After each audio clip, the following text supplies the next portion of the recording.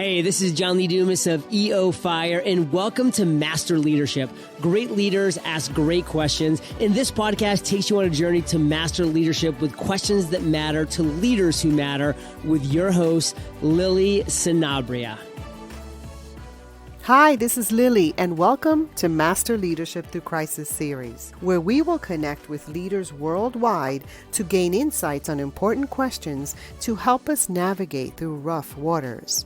If you would like to participate as a guest, or if you have a question that you would like to ask a guest, go to masterleadership.org for more information. From marching 76 straight miles to hunger striking for 16 to 26 days, Dr. Cesar Cruz has dedicated his life to fighting injustice. His relentless drive and passion have touched the lives of many, and his writings have received praise from activists and scholars throughout the world. Author Rodolfo Acuña sees Cesar as one of the new martyrs of our people. Acclaimed author and activist Luis Rodriguez depicts Cesar's writings as filled with fierce insight and righteous rage. But Cesar shrugs off the accolades with a humble smile and a thought. I'm not important. We're but seeds of social change. Our role is a simple one: to comfort the disturbed and to disturb the comfortable. MLK. Cesar received his education in a rancho in Juchitlán on the streets of Compton, East Los Angeles. As an undergrad at UC Berkeley, majoring in history and in the Bay Area, where he has spent a huge part of his life. He has been an educator for 19 years and co-founded an independent school in Richmond, California called Making Changes Freedom School. Over the last 4 years, he has overseen an independent non-governmental organization, Homies Empowerment, which works with gang-impacted involved youth. In 2004, he received the Peacemaker of the Year award from the California Assembly, but declined it because he feels that it is hypocritical to claim to have peace without justice. Cesar also received the Outstanding Commitment to Justice Award from Pacifica Radio, Local Hero Award from Comcast, and many other accolades, including the Jefferson Award from CBS News. Having received his doctorate in educational leadership at Harvard University, Dr. Cruz travels throughout the year lecturing at various schools, universities, community centers, and rallies while avoiding the policía and la migra. ¿Y qué? Our interview will continue after messages from our sponsors. Substance misuse is up 13% since COVID-19. Amy Guerrero, recovery coach, conscious sober human, and founder of Thrive in Recovery, supports people in recovery to discover the root cause of what keeps them stuck in coping mechanisms that are no longer working. Amy's trauma-trained approaches help recovering people find success and create healthy relationships. If you or your family are struggling with emotional trauma and forgiveness, Amy and Thrive in Recovery have proven methods to support you. Go to thriveinrecoverywithamy.com and get started on this important journey. Most of us sit, and we sit a lot, 8 to 10 hours each day. Unfortunately, we're not designed to sit. The result of this mismatch between our hunter-gatherer bodies and our sedentary, chair-centric society is an epidemic of poor posture, weakened core muscles, and back pain. Worse, sitting passively slumped all day leads to increased rates of diabetes, heart disease, even cancer. Sitting 8 hours per day robs the average person of 2 years of life. Luckily, it turned out that sitting isn't the real problem. The real culprit is sitting still. And while we can't get away from sitting, we can get away from sitting still. Dr. Turner Osler created a new type of chair that revolutionizes sitting by promoting movement while sitting. Purchase this chair at QOR360.com and begin your journey of active sitting. Welcome, Dr. Cesar Cruz. How are you? Oh, it's an honor to be here with you, Lily. Thank you for what you do. And I'm happy to have this conversation with you. So are you ready to pour into our listeners? Well, I'll do my best. I'm excited to have the conversation. Great. Now, Cesar, tell us a bit about your path to leadership and what you're doing now. Whew, that's a difficult question. And I say that because I'm a student of understanding the mind and understanding ego. And as I'm a student of the mind and understanding ego, I'm having a hard time using labels like a leader. We live in a culture that is a hero culture, that is a single leader culture, that is an individualistic culture. And I'm really getting to the point in my life that I want to be the antithesis of all of that. I could care less for it all. And so maybe that's part of the journey. And so where I am in the journey is understanding that I'm interconnected. I'm not at all caring for my leadership as an individual. I could care less for that. I am very excited about working in collaboration and working with entire communities. We say it takes a barrio. It takes an entire community. What does that mean? How do you develop trust with people that you may not have known? How do you develop solidarity? And how do you do it in these times? We are operating a freedom store where over 1,600 community members are coming to shop for free with us during COVID-19. And it takes about 30 of us to run it. So what does it mean for 30 people to work together? So the concepts of leadership that I'm thinking about is teaming, familia, trust, relationships, stepping back a lot, getting out of our mental thought processes, and really building solidarity. So I know that was a mouthful, but you said we were going to get into it. That's so right. I thought let's start with a mouthful and then we'll see where it takes us. That's right. That path to leadership. Interesting, because it all depends on how we define leadership, right? Yeah. When I look at leadership, I see servant. Like a true leadership is a servant. And you said really wonderful words: connecting, trusting, and solidarity, which are pillars, really. And trust to me is the foundation of leadership. And so thank you for your work. Tell us about your work and how we can connect with you. Okay. So just a little bit of the backstory, because we're just meeting, right? And so I started as an educator in 1994. And so when we add the years, it's been a couple of decades, right? And primarily in high school settings, primarily in Oakland, California, in the Bay Area. And education is my passion. 11 years ago, we started an organization called Homies Empowerment. The idea of a homie is street slang for like a really good friend that has your back out on the streets. And what we began to find in Oakland, California, is that a lot of young people were attracted to gangs. Now I'm going to describe to you an organization and then you tell me what I'm talking about. Here's an organization where you have to put in work, where you have to be loyal, where we're going to have your back, but we want you to have ours. Where unfortunately, maybe you might need to sell some product out on the streets and you're definitely going to wear certain colors. Lily, what am I describing? New York City Police Department. Yes, and specifically I'm describing the Girl Scouts. You have to wear certain colors, you have to be loyal, you have to put in work, you have to push product, like you have to push those cookies hard. And Girl Scouts get to thrive in America. But if I were actually describing a gang, then I would be describing what the society labels as urban terrorist. We want to grab every gang member and throw them in the worst jail ever, and we think that that will eliminate our problems in society.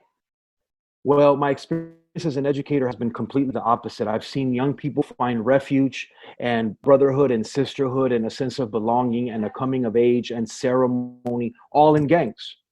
So I have a doctorate from Harvard, but the most amount of education I have received has been from gangs and gangsters in backyards. And what I have learned from them is about loyalty and camaraderie and love and protection. And gangs do an amazing job of providing the needs that society will not provide with a certain segment of our population and of young people. Make a long story short, we started an organization called Homies Empowerment, modeled after the best of gangs. And now we're building a full-fledged public high school modeled after gangs. And I could give you specifics if you're like, what do you mean you're going to build a high school modeled after gangs? Yeah, I'd be please. happy to tell you if that's useful. We are a full-fledged community-based organization where we're owning land, we're looking at healthcare, we're looking at food justice, we're looking at educational justice, and right now we operate a community center where we run a freedom store. And why do we call it a store? Is because people like to have the ability to shop, but we have a lot of neighbors that live on top of cardboard, that live in cars, that live in tents, or that were recently laid off because of COVID-19. And so now we see over 1,500 community members that come every week to our store and they shop for free. We call it Shop for Freedom. Mm-hmm. They shop for their own toiletries, their own food, their own produce, and it's phenomenal. We call it the radical redistribution of resources. And so it's what we do. It's how we do things. And now we're doing the same with the high school. So I've said a mouthful, but Homies Empowerment as an organization envisions radical redistribution. And that's what we're dreaming to do. I'm working from home, so my dog every so often interrupts me. Oh, it's okay. It adds to the flavor of the conversation. So when you talk about modeling it after gangs, what in particular do you mean? Like, give me a vision of that. Yeah, of course. Let's actually center it on a high school. Like, let's get that specific. School. So we're building a high school. When we ask young people in Oakland, California, who do you go to for advice? They would describe a particular person. And I was like, no, how do we get a hold of them? And they're like, well, they're unfortunately locked up, and they're locked up in prison, and they're doing life. So we have a segment of our population that are lifers in prison who are wisdom keepers, who carry knowledge, who carry advice. But because they're doing life, their physical body will never leave a cage. There are uncles and there are aunties, there are grandmothers and there are grandfathers. So we decided to convince a local prison, San Quentin, to allow the wisdom to come out of the jail cell. So through this medium of Zoom and Skype and everything else, if I am a lifer in prison, I can Zoom in through technology and come to this high school every Monday and every Friday for 4 years and mentor a cohort of 15 kids, and I could be their advisor. I'm locked up, but my wisdom doesn't have to be locked up. And then all of a sudden, if I am from a similar neighborhood of the kids that are coming to this high school, there's a greater chance that they might listen to me. So imagine an advisory system where there's an advisor on the outs that's out in Oakland, California, and there's a co-advisor that is unfortunately locked up in prison for the rest of their life. And together, these two adults co-advise the advisory system for the high school. So that's one example. I'm so impressed by that because that's symbiotic. That means that you're getting wisdom for the high school students, but that also does a lot for the person who's giving advice and who's a lifer. It's a reason to wake up in the morning. Oh my God. Even though I'm in a cage, I have a reason to wake up. Listen, I have 15 ninth grade age kids that are waiting for me Monday morning. I cannot commit suicide. I cannot. Even though I'm in the worst conditions, I have a reason to live. Mm. The second one, this might not feel very gangster at first, but I asked youngsters, who are the hardest gangsters in your neighborhood? And over again, they said their grandma. And what they meant by their grandma's tough and firm and loving and unconditional love. And sometimes she resorts to this weapon called the chancla. You know, and sometimes I know that one well. Me too. Sometimes she resorts to the big hug or the consejo. So we just decided as a city to defund all police officers from Oakland public schools. They're not allowed to return to school. So that's going to help our school design. But what we were thinking is we need a grandmother in every classroom and grandmothers as the caretakers of the school. Because if you show up to this high school, and it's a primarily Black and brown high school of African-American and Chicano Latino students, who welcomes you is an African-American grandmother and a Latina grandmother. They might tell you to pull your pants up. They might give you a hug. They might give you the chancla. But even if you're high, even if you're struggling, you respect grandmothers differently. So we're doing the intergenerational connections. And when you have a grandmother in the classroom, kids listen differently. The grandma will share what they share in a certain kind of way. So part of our design is wisdom comes from all places and all people. So if we have someone who is the lifer in prison coming in as the advisor, what about the role of our elders and the role of our elders of the school? So that's just two examples, but everything in the design of the school is this way. Wow, it's so powerful. So tell me with the thinking process to pull this together. Did you have a committee? Did it take a while? Was it something you envisioned prior? Tell me what that was like. Sure. The organization Homies Empowerment is 11 years old. And for the first 6 years of its inception, we attended a lot more funerals than we went to graduations, especially of kids under 18.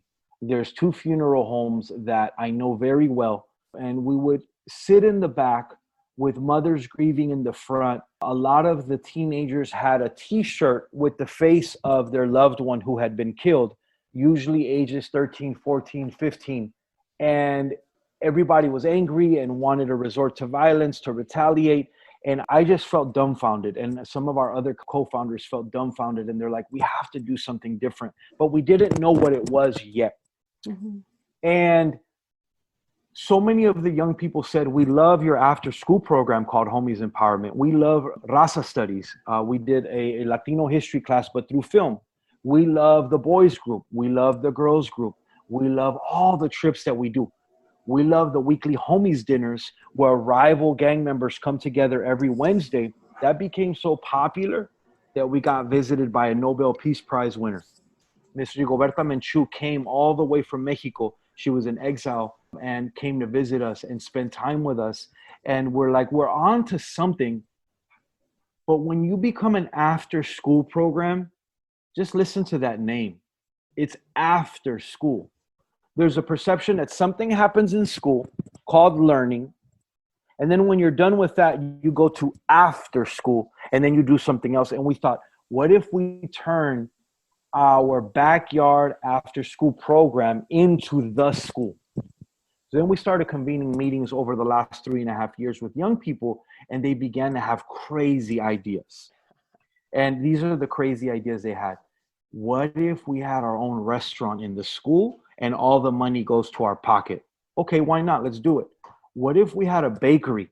What if we had a movie theater? What if we had a recording studio? What if, remember when you took us to that sweat lodge and we had that Native American ceremony, and when it was all dark in there and we started to cry and we could all reveal like what we're going through? So let's build a sweat lodge in the high school. So little by little over time, I didn't come up with a single idea, not one. The idea of having lifers as advisors, that's Omar's idea. That's a young man who's a designer, who's now a young adult in the program. Ventura, who we met when he was 15, he dreamed about starting a day labor breakfast program because we saw a documentary together called Which Way Home about little kids who are 12 and 13 years old who jump on this train all the way from Central America to try to make it to the US. And he was so impacted that he says to the group, hey, do you think that there's like little kids like that here? And I was like, well, who do you think is standing outside of Home Depot and Walgreens right now? Who are these people that are looking for work? What are day laborers? Make a long story short, he started a breakfast program and he fed day laborers for 3.5 years. And it wasn't just him, it was a collection of 20 young people. And so out of that came the idea for our community-based restaurant and our bakery and everything else. And so everything has roots. The design of the building, by the way, it's a phoenix. It's this beautiful phoenix. And then we had an architect who did a 2D rendering. Where does the restaurant go? Where is the movie theater? Where is the community library? Where is the recording studio? Where is the group home for kids who run away? Where is the gym? Where is the peacemaking space? Where is the garden where we grow our own food? Where is the sweat lodge? It is all perfectly designed in the Phoenix. And at first, no one was really listening to us. This is cute. But unfortunately, it meant me having to go to Harvard and other members of our team having to get their degrees. Dr. G. Reyes got his degree at UC Berkeley and got his doctorate. Natalie Carvajal got her master's in nonprofit management at USF. I took off and got my doctorate in education at Harvard. And Dr. Nguyen got his doctorate at SF State and many others. And we came together. And all of a sudden, I guess now that we have master's degrees and doctorates, I guess we know what we're talking about. But none of this was our idea. It was the idea of grandmothers and kids in gangs who know what they need and who know where do they get love. This is not rocket science, Lily. It's like, where do you feel loved? Where do you feel protected? How do you learn best? Et cetera, et cetera. But it seems like it's rocket science to most schools. Most schools are boring. They're 8 hours of sit and get. They're mandatory. They start when it's convenient for the school to start. They never think through the needs of kids and communities. And so we're trying to do everything that schools don't do and to do it well. There's so much here. You're certainly the facilitator of ideas, and that's leadership. You know, you spoke about not really looking at leadership in the traditional sense. This is what I see leadership to be. And this is what I'm also speaking into because I'm in education. And we really need to level up our leadership in the way that you're talking about, how you ask the questions, you set the stage, and you empower your students to go, to thrive. And this is what comes of it. That is so amazing. That is so wonderful. And it really ignites my heart. So thank you so much. Hey, leaders, stay tuned for the rest of the interview following this brief message. Gallup CEO Jim Clifford has pointed out that an increasing number of people in the world are miserable, hopeless, suffering, and becoming dangerously unhappy. Something is profoundly wrong, and it must be addressed. Redefining the Top 1% by Dr. Trevor Blattner is a unique step-by-step system for developing authentic leadership by becoming the role model your team deserves. For leaders looking to achieve the top 1% in their influence without sacrificing their character and convictions, redefining the top 1% is the ultimate guide. By providing a powerful set of tools to use immediately, redefining the top 1% focuses on recognizing one's strengths to create a personalized journey towards powerful, real-world leadership. Order now and get your bonuses by visiting drtrevorblattner.com/book. That's drtrevorblattner.com/book. So ask yourself, how's my relationship with money? Is it kind and nurturing, free of conflict, or is every day an epic battle? It may be hard to imagine there's a better way to manage your finances.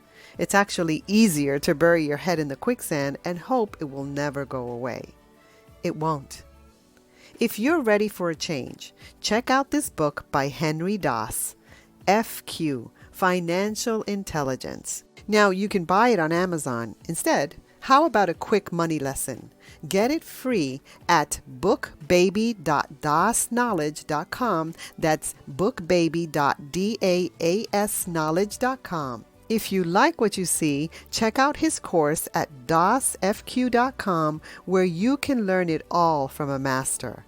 Podcast listeners can sign up for 1 free month of coaching at podcast.dasknowledge.com.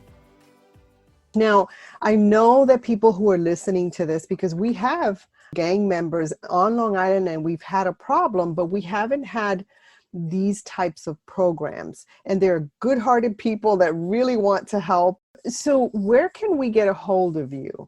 Yeah, so I would say for the people on Long Island, first of all, revolutionary salute and blessings. None of the solutions that I would offer might be useful, and never think about a cookie cutter approach. However, there's a lot of genius on Long Island. There's a lot of beautiful people there. And there are places not too far from Long Island, like the Puente Academy for Social Justice, that was born from the Young Lords organization. Here's an organization of Puerto Rican, of Dominican, of African-American folks in the 60s who were demanding the freedom for Puerto Rico and then demanding civil rights for their community, that built their own high school. And the Puente Academy is still in existence in New York. So You don't have to go really far. You don't have to travel all the way to Oakland to do this. And what I would say is that take some of the folks in the backyard and in the community center, and let's start to dream about, okay, if our people are hungry, how do we meet that need? If they're hungry for knowledge, how do we meet that need? Could we start history classes? Like, what if we started watching films together? And I know it's COVID-19, but we could start watching films on Zoom together, films that honor our histories, and then have discussions about it. We don't need to wait for colleges or other schools to do it for us. We can do it for ourselves. And a lot of these mediums are free. As long as we have access to a phone, and most of us do, we start to put this together. And I would be so happy for any of your listeners to make my information available so that if they're like, I like what I'm hearing, but where do I start? Well, we have a million ideas of where to start. But before we give ideas, I'd want to listen deeply to the community of Long Island and be like, what are your pain points? We hear that some immigrants haven't been treated well in the area. How do we support them better? Who are the orgs that are doing that work? How do we come together? Stuff like that. And so I am so excited to think through with good people how we do this. However, we do not need good leaders. We need empowered communities. And so my role, if you called it as a connector, is to help young people empower themselves and for them to find the brilliance inside of themselves, their life's calling. Why were they born? They're not born to have a job or even a career. Like, why are we here on this earth? And once we find our passion, even if I'm in jail and I'm a lifer, I have a reason to wake up. But some people are doing a lifetime in prison and they're on the outs because they don't know who they are. They don't know their life's calling. They don't know why they're here. So everything feels like a storm and they don't have mental wealth. They're just dealing with their mental health. And they haven't been given the tools to be wealthy in their mind to know you're a genius. You're beautiful. You matter. You're amazing. You can do anything you set your mind to, even though there's real obstacles. How can we do this in community? So my job is more of a cheerleader, more of a helping people come back to their sacredness, to themselves. And then once they do, I just got to get out of the way. And it's really exciting when I'm not around and communities are really strong. Like this past Tuesday, I couldn't be around at the Freedom Store. I messed up my foot. I was in a lot of pain. And not only did the Freedom Store run well, but it ran great. And it's such a good feeling when communities don't need you, when you're part of a community, but they have empowered themselves so much where they're not dependent on your leadership, because we do not need charismatic leaders. We do not need people to lead us. We just need to find the leadership within and then be in solidarity and community with others to accomplish the impossible. I love that. You speak wisdom. You've gone through things. You also, a couple of things. You also spoke about people getting advice and how important that is and how important listening is. And speaking of that, what are some quotes or advice that has helped you most during crisis? Because we're talking about mastering leadership, right? That's the podcast, Master Leadership Through Crisis. And even though we may not need good leadership ahead, we do need it among us. Yeah. And we need to focus on the characteristics of leadership that empower others, that connect others. So what is it that has helped? What quotes or advice has helped you most during crisis? Yeah, thank you for that. What a beautiful question. And what a timely question. There's a lot of wisdom in what you're asking. Sometimes it's how do we ask those kind of good questions? I think for me, it's finding out that I don't just come from intergenerational trauma. I have it.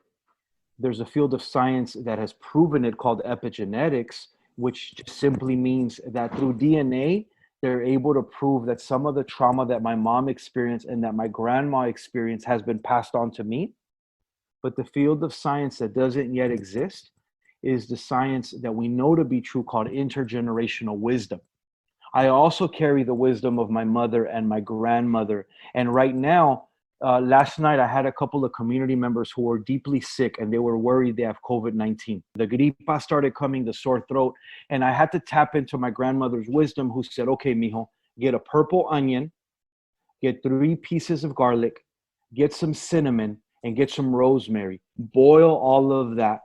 Once you remove it from the pot, I want you to blend the garlic and the onion, and with a little bit of that water, I want you to add lemon and I want you to add honey. Take that for a couple of days, and it's stronger than any of this Dayquil or NyQuil. And I brought it to my people, and already this morning, they're like, I can't believe what it's done. That's intergenerational wisdom from my grandmother. This is her. Her name was Socorro. May she rest in peace. She's no longer alive. And what I mean to say is that we all carry intergenerational wisdom in us. And sometimes it just means we have to be a student of that. So let me give you one final example.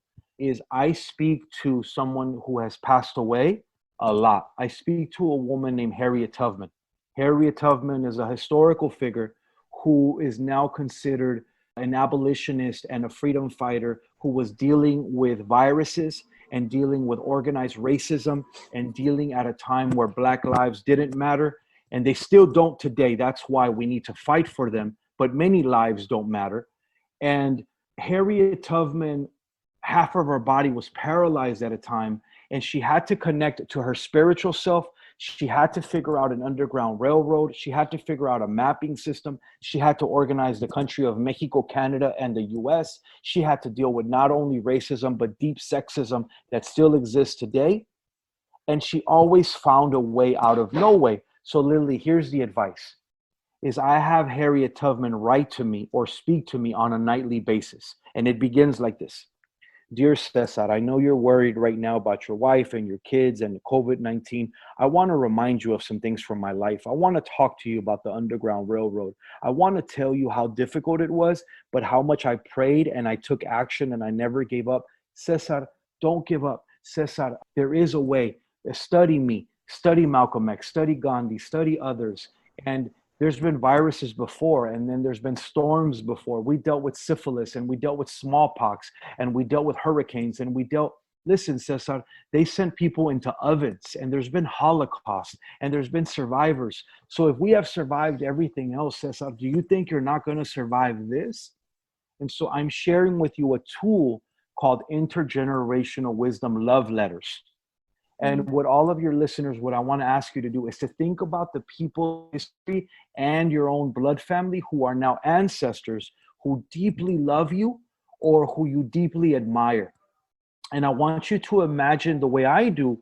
I imagine my grandmother, Malcolm X, and Harriet Tubman, they all kick it somewhere. And they write me letters often. They talk to me about when I'm down. They remind me of my sacred purpose. They remind me that I'm beautiful and that I'm meant to do something great. They affirm me. They tell me not to live in the past. They tell me not to live in the future. And they also gave me an invisible remote control. And that remote control I just gave to my son who just turned 13. He's my first teenager. It's an invisible remote control. It doesn't exist. And that remote control has a pause button. And so my ancestors say, pause, reflect. Before you say that, before you take action, before you think a negative thought about yourself, sometimes hit the rewind button just a little bit. Don't live in the past, but rewind a little bit to analyze. And don't fast forward too much. And sometimes you have to turn off things and sometimes you have to reboot them. And we all have that remote control inside of us. It is our sixth sense. It is our third eye.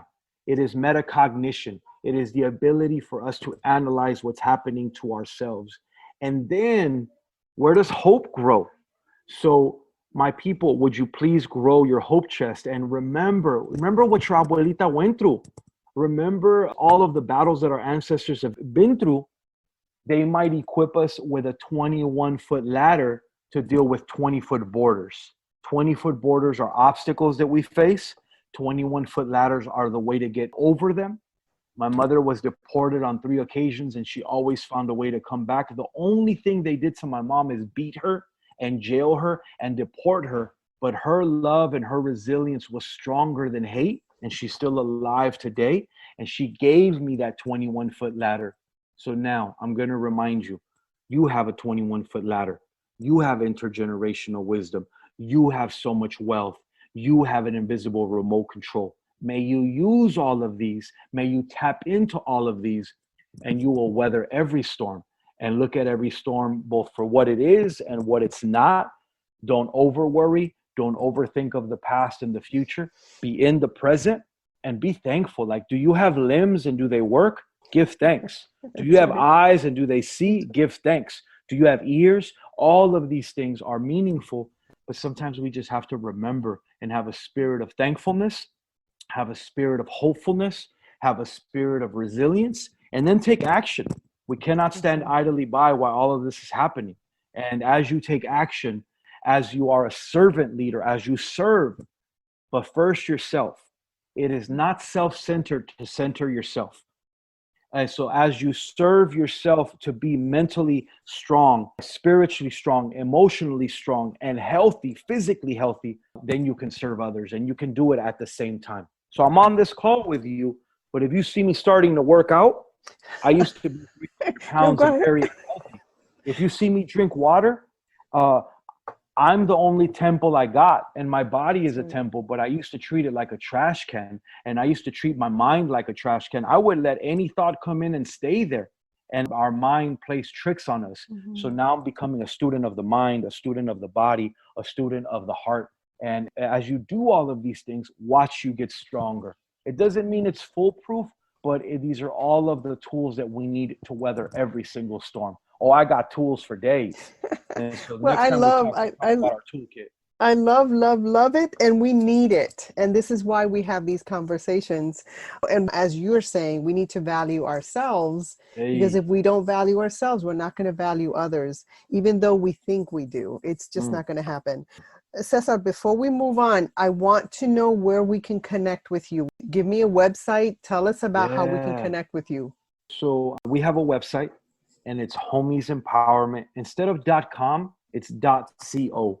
And in there, you will find our email. You will find cell phone numbers that you can reach out to us. That's probably the best way. We're on every platform, I believe. We're on Instagram. We're on Facebook. We're on LinkedIn. We're on Twitter. I don't have all the handles in front of me, but if you look up Homies Empowerment, it'll be easy to find us. And let's talk, let's connect, let's build. If it's useful for us to continue this conversation, both in this medium or with folks individually, I would be honored to get a chance to do so. But I do know this. I don't have tomorrow promise, and I'm not fatalistic, but if I were to die today, oh, am I living a happy life? Because I'm living my purpose. This is my purpose at this moment. And I'm treating every moment like it's my last, because we're burying some people under COVID-19 for real. And I don't have tomorrow promised. So this is the most important conversation of my life. If I get to have another one after this, that one will be the most important conversation for my life. And I'm learning to love brushing my teeth. Like, I have access to water, y'all. I don't know if you know this, but a lot of my neighbors don't have access to water. I have access to like a roof. Like, do y'all know that I have a bed? And I have gas in the car. Some of my neighbors don't even have a car. And so how do I value everything that I do? And I do it with like such a mindfulness that I'm really in the present moment. I'm trying to do that. I'm not always perfect at it, but I forgive myself a lot. And I give myself permission to make mistakes as a father, as a husband, as a community member. And then I forgive myself, and then I try again. But I refuse to have the inner judge beat me up anymore. It used to beat me up all the time. I never measured up. Now, the most revolutionary thing I can tell you is you are enough. So enough with the beating yourself up. I'm no longer going to beat myself up. I am enough. I don't need to do more. I am enough. You are enough. You're speaking a language that really ignites my heart, Cesar. You also spoke a lot about imagination, and I know how important imagination is. We don't teach that enough in schools. Now, we have listeners who are in education, who are educational leaders. What's something that you can impart on us about imagination and the importance of it? Well, you know, from the neuroscience, which is the brain science behind that, is every human being has a part of their brain called the amygdala. And the amygdala is this beautiful part of our brain that is there to protect us. And so it senses fear. And so if a kid feels fearful at school, they're not going to be able to imagine. If an adult feels fearful in life, they're not going to be able to imagine. So if we want to, and we value imagination, We have to understand the neuroscience behind imagination. And so how do we make sure that people are fed, that our kids are fed, that our communities are fed? How do we make sure that they have homes and that they feel safe and that they're safe in those homes? And if we provide what the Blackfoot Nation was a group of folks who Abraham Maslow studied in the 1940s, and now we call it the Maslow's hierarchy of needs. But Abraham Maslow kind of jacked this information from the Blackfoot Nation, and he created something, the Maslow's hierarchy of needs, that people need food, clothes, shelter, and a sense of safety and psychological safety to be able to self-actualize and imagine. It's hard to imagine a better world when you're being shot at every day, when you don't have food, when you don't have a job, when you don't know where you're going to go to next. However, there are a lot of exceptions. And so if you are educators out there, would you help young people understand their aspirational capital? This is Dr. Tara Yoso's work. I've met many young people who are living in a van, who only shower once a month, but they're being raised by their parents with a lot of hope. And they have something called aspirational capital, meaning they still have hope even though they don't have a lot of means. So just because you're impoverished doesn't mean you can't have hope. And so how do we develop aspirational capital? And how do we develop navigational capital and linguistic capital when we translate? All of these kinds of capital are what Dr. Tara Yoso calls community cultural wealth. So educators, would you lean on a community's cultural wealth? Would you make sure that you are teaching about critical hope, about critical resiliency, and making sure that people have what they need to be able to imagine? And when they imagine, please don't be a dream killer. I've been a dream killer to my own children's dreams, and that's the worst thing I can do. And so what is the power of saying yes? So if a kid says to you, you know, what if we could go to the moon next week? Well, let's figure it out. Like, there's no need to say no. Let's explore that, because you never know what that imagination is going to lead to. What if you could say yes and try to build with and create the conditions so that it's okay for us to fail when we try to go to the moon and we don't make it? So we also need to create a safety net for kids and adults to imagine, try, and fail is the acronym, which means first attempt in learning. So we need to create a safety net where it's okay to fail, and then let's try again. So then we actually didn't fail. What we did is we did an experiment.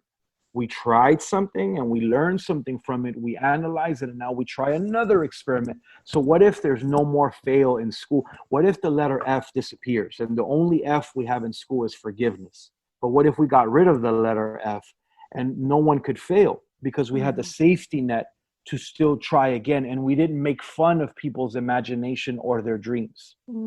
What if we had a whole class that happened every day called Dream 101 or Imagination 101? And what if that was infused in mathematics and science and history, where we do the math of dreaming and the science of dreaming? Because all science is imagination and dreaming and exploring. That's how we're going to find the cure for COVID, by imagining and experimenting and dreaming. And so what Lily's asking us to think about is maybe one of the most important things that will allow us to be creative.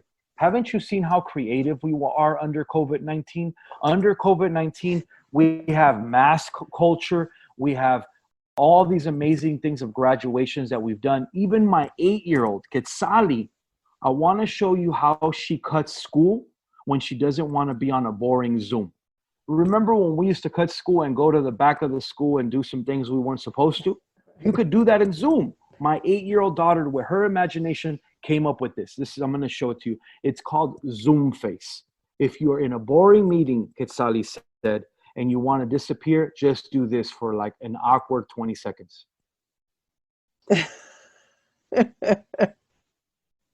For those of you that can't see me, I'm just frozen.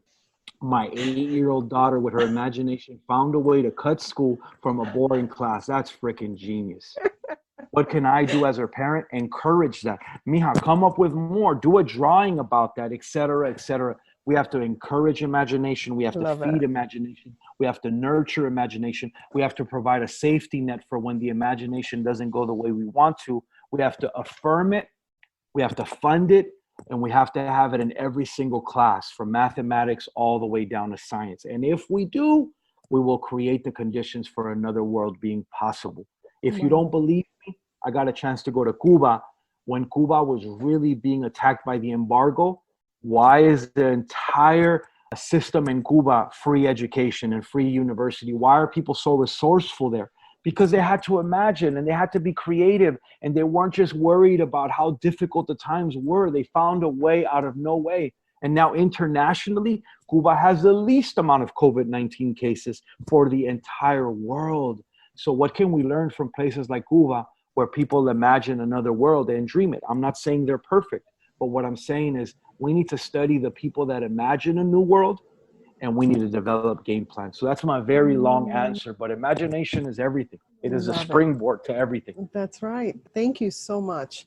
Now, when you think of leadership today, Cesar, what most concerns you and what are you most hopeful about? I'm most concerned about ego. I'm most concerned about the role of patriarchy in leadership and sexism in leadership, because we have created this idea in Hollywood of this charismatic male leader. Sometimes it's a white male leader. Sometimes it's a white middle-class leader. Sometimes it's a white middle-class heterosexual leader. And, you know, with the exception of Barack Obama, that's who's always been the president, regardless of their political affiliations. And so we have this very narrow window of what we think a leader is. And we raise leaders. So like when a baby is born, we gender the baby and we said, what are they? Oh, they're this, give them the color blue. Oh, they're this, give them the color pink. And then the very first toys we give them, we give girls Barbie dolls and we say, this is what we want you to grow up to be. For boys, we give them other things. And the shirts that the boys wear are about, I'm a captain, I'm a this. And for girls, we give them butterflies. Nothing wrong with butterflies per se, because butterflies go through a really painful metamorphosis. But that's not what we mean. We just think that they're cute.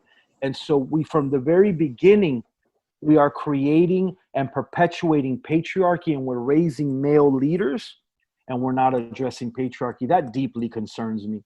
Leaders that think they are the ones, that deeply concerns me. Charismatic leaders deeply concerns me.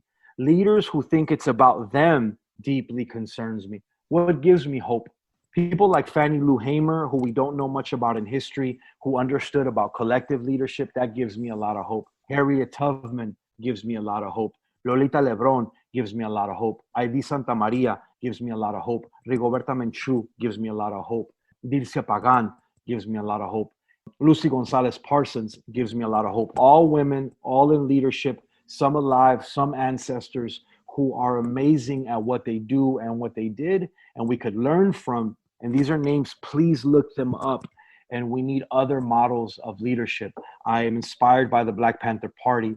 I'm inspired by the Young Lords. I'm inspired by the Zapatistas. I'm inspired by people who have models of co-ops and collective leadership. I love co-op businesses. I love shared responsibility, shared collectiveness, all of those things. I'm inspired by homies empowerment. I think that that's going to be a model for the future one day. So those are some of the things that really upset me. Let's stop thinking so highly of ourselves in terms of we are the ones in a negative way, but let's really appreciate who we are, and let's realize we're interconnected, and that from Ubuntu to En Lakesh. En Lakesh is a Nahuatl phrase that says, tú eres mi otro yo, you are my other me. And so in order for leaders to rise, who are you rising with? Who are you bringing up with you? Because you're not going to be around forever. So like, how do you bring others with you so that that community or that family can be stronger? Why do we use terms like head of household? If there are a couple of heads, what do the other ones, are they without heads? Like, what world are we living in? And so there's just so much we have to question that we just take for granted in terms of leadership. My 8-year-old daughter is a leader and she's amazing, but she's not the quote unquote head of household. Come on, y'all. We have such patriarchal ways that we look at the world that we just have to challenge it all and have the imagination to dream of leadership a new way. And you know, I love how words are so important to you. I mean, that can be another podcast. So you have an option here. You can answer a question from a former guest, Or you can share a challenge, a struggle, a failure that you learned from. I love both. And so I leave it up to you because only you know what the former question is. And so I've been following your lead and I've loved your questions. So I want to keep following your lead. Okay, so share one challenge, struggle, or failure that you learned from. And then I have one last question and then we're good. I had surgery this past November on my knee and I was given really intense painkillers for my knee, opioids. And I went 10 straight days without sleeping. And that triggered for me a lot of mental health challenges to the point where I couldn't sleep. And then I had never seen a psychologist before, and I'm 46 years old now. I was 45 at the time. And the challenge got so hard that I thought about ending my life. And I don't want to talk about this, but I need to. I'm so thankful that my wife was there to help me weather the storm and that my parents moved up from Los Angeles to help me weather the storm. It got really bad. And what happened is I have trauma stuck in my body from 45 years of living that I didn't know was stuck in my body. And I had never seen a professional that I could trust to really open up. And all of a sudden he starts asking me about my childhood and my father. And my father left me when I was 2. And then my mother came to the US without me when I was 5, and I was disconnected from her, and I was carrying abandonment issues. And you asked me to name a challenge. I'm only going to name the hardest challenge of my life. Mm-hmm. What I had to learn in that storm is to not kill myself, is to return to my strength, is to also understand that what I eat impacts me. If I eat a lot of sugar, sugar also helps with depression. I had to give up the things that numb me. I had to give up television and coffee, 2 things I used to love, because they weren't being useful to me anymore. They were forms of drugs and addiction. I had to take on yoga. I had to learn about meditation and mindfulness. I had to learn about the sacredness of water. I had to learn about working out and working out my mind. I had to learn about how to deal with my trauma. And all of it was possible. I was 300 pounds 9 months ago. Right now I'm at 230 pounds. I'm the healthiest I've ever been. I'm 46 years old. I practice yoga. I practice mindfulness. I am at the point where I've given up milk and I've given up most meat. I'm eating plant-based food for a lot of different reasons. And I'm at my strongest, y'all. And I think I'm so thankful that the storm came. And I'm so thankful for the nightmares that I had at night, because they were my teachers. And my relationship with nightmares is different now. They're teachers. These pain points are teachers. And now I'm open to learning from the most difficult times. I'm not inviting cancer. Y'all don't want cancer and I don't want COVID-19. But I've studied COVID-19 survivors and cancer survivors, and I know a few in both arenas. They have found a way.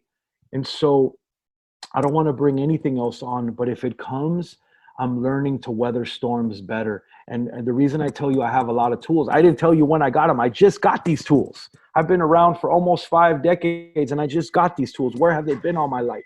And so water is a tool. Mm-hmm. Running is a tool. Working out is a tool. Mindfulness is a tool. Yoga is a tool. So many tools that I would offer. Please take care of your body. Please realize your body is a temple. Please realize your thoughts are a temple and your heart is a temple. Guard it, protect it, release it. And that's how I've weathered these storms. And I didn't do it alone. I did it with a therapist, with my wife, with my children, with my family, with my community, with prayer.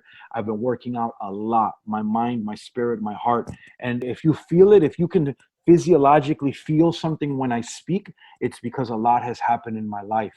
And the reason I know we're connected is because we're doing something called neural coupling. When I speak and you speak and we connect, we fire and wire. Y maybe se te enchina la piel because we're saying something to each other. That's right. That we're having physiological responses because even though you're in New York or wherever you are in the world, listener, we are interconnected. And I realized that in this journey, and I realized that breath matters. So my actual challenge, Lily, and I know we're running out of time, is that in February, I had a dream that I was going to die that day. And I had to spend that whole day figuring out, how do I tell my wife that this is my last day on earth? And how do I tell my children? And how do I tell my mother? And I told all of them, and they cried, and we had a really hard time. And what I came to realize is that I actually don't know when my last day is, but there are parts of me that are dying. The part of me that used to believe I was abandoned is dying. the part of me that thought a certain way or ate a certain way or believed that I was less than and not equal to you, that is dying.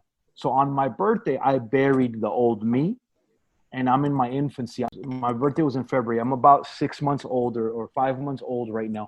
And I'm learning to re-meet myself, and I'm learning to realize I was made perfect. I was made in the likeness of the Great Spirit. I was made divine. So I've had to do a lot of unlearning from organized things that tell us that we're not perfect. And I don't need any external satisfaction to deal with internal pain. And as I'm equipping myself with all of that, I came out the womb complete, y'all. The only person I was connected to was my mother, and they cut the umbilical cord. So I don't need my wife, and my wife doesn't need me of 20 years. I'm complete. I just have to remember that and come back to my genius and my joy and my childhood and my inner self and heal it. And then we're going to be all right. Cesar, I feel like you and I need to have a conversation after this when you have some time, because there's so much in what you said that speaks to me in my life, but there's a reason why we're here and why we're talking. Absolutely. And so I want to thank you so much for adding value to me and to our listeners. Same here. Not a lot of people are like you and that they listen. I know you coach people, but one of your greatest gifts, I can tell, is you listen. That's a gift, right? And so you have so many gifts, and then you provide space and a platform for others to listen and to share. And so just thank you for what you do. I'm only cutting this short just because I have to run, but just bless you and bless all of your listeners, and whatever I can do, please let me know. Okay. Bye-bye. You take care. In closing, here's a quick message. Coaching is the art of influence that underpins leadership in the 21st century. It is the very thing that can get you from being stuck to being extraordinary. So go to masterleadership.org and sign up to get a free coaching session. Until next time, continue to ignite that leader in you.